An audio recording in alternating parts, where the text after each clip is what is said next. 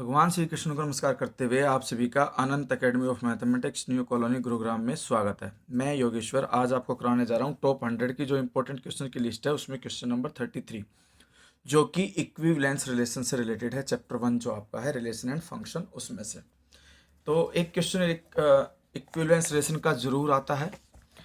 11, 12, 13, 14 चारों question most important है। उसमें से मैं 12 में सारा कुछ एक्सप्लेन कर दूंगा, इसको मैं करके दिखा रहा हूँ। 11, 13, 14 खुद से करना। कोई डाउट बचे तो आप मुझे बता सकते हैं कमेंट में कि सर ये डाउट है भाई हमारा। अब हम स्टार्ट करते हैं question number 12। Show that the relation R defined in the set A of all triangles as R is equal to T1, T2 where T1 is similar to T2 is equivalence relation. पहले मैं equivalence relation को explain कर देता हूँ। तो इसमें हमारे पास जो रिलेशन है आर वो इस तरह से गिवन है T1, T2। ठीक है, ये पेयर है जहाँ पर T1 is similar to T2। तो सबसे पहला जो पार्ट होता है वो इसमें हमें दिखाना होता है रिफ्लेक्सिव। ठीक है, रिफ्लेक्सिव में क्या होता है हमारे पास कि सेम एलिमेंट सेम के साथ कनेक्टेड होना चाहिए और वो रिलेशन के अंदर होना चाहिए। तो इसमें आप ये स्टेटमेंट लिखोगे, since every triangle is similar to itself. ठीक है, कि भाई वो खुद के सिमिलर होती है, हर एक को पता है। Therefore R is reflexive. Reflexive का मतलब यही है कि A, रिलेटेड टू आर और आर के अंदर होना चाहिए हर एक केस के लिए। फिर सेकंड केस आता है आपके पास सिमेट्रिक। सिमेट्रिक में ये होता है कि भाई T1, T2 ये आपका R से बिलोंग करता है। इसका मतलब है कि जो T1 है वो सिमिलर है T2 के। अगर T1 सिमिलर है T2 के तो फर्दर एम्प्लॉय करके T2 भी सिमिलर होगी T1 के। अगर A B के सिमिलर है तो B A के सिमिलर, तो T1 similar to T2, T2 similar to T1। Further employ करके T2 पहले आ गया, T1 बाद में, तो हम इसको ऐसे बनाएंगे pair T2, T1 belongs to R, hence R is symmetric. ठीक है, सिमेट्रिक की कंडीशन हो गई आपके पास। थर्ड आता है आपके पास ट्रांजिटिविटी।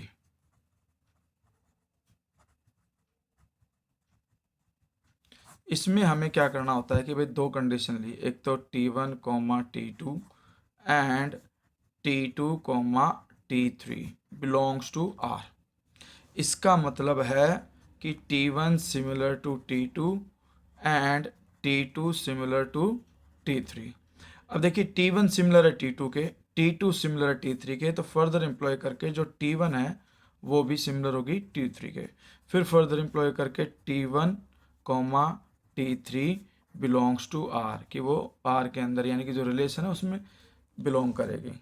तो इस तरह से हमारे पास R जो है रिफ्लेक्सिव हो गया, सिमेट्रिक भी हो गया, ट्रांजिटिव भी हो गया। Therefore R is equivalence relation, ये लाइन आप लास्ट में लिख देना। लेकिन इसके बाद इसमें जो सेकंड कंडीशन दे रखी है वो ये दे रखा है हमें कि consider 3 right angle triangles with side 3, 4, 5, T2 with sides 5, 12, 13 and T3 with sides 6, 8 and 10. Which triangle among T1, T2 and T3 are related? तो इसमें तीन ट्राइंगल है T1, T2, T3, तीनों राइट एंगल ट्राइंगल्स है, उनकी साइड्स की length हमें given है। तो ये देखिए कि 3, 4, 5 के डिवाइड में अगर मैं 5, 12, 13 करता हूँ तो सबकी रेशियो इक्वल नहीं आएगी। लेकिन 3, 4, 5 को अगर मैं 6, 8, 10 से डिवाइड करूँ करस्पॉन्डिंगली या respectively, 3 divided by 6 1/2, 4 divided by 8 1/2 and 5 divided by 10 1/2। तो आप यहाँ पे इसके लिए ये लिख सकते हो क्लियरली, पहली कंडीशन थी 3, दूसरी साइड है 4, तीसरी है 5, पहले 3, 4, 5 जो है, और थर्ड वाले केस में 6, 8 और 10।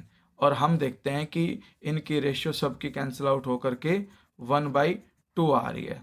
तो therefore T1 is similar to T3, इसका मतलब T1, T3 belongs to R या T1 is related to T3, ये कंडीशन लिखोगे।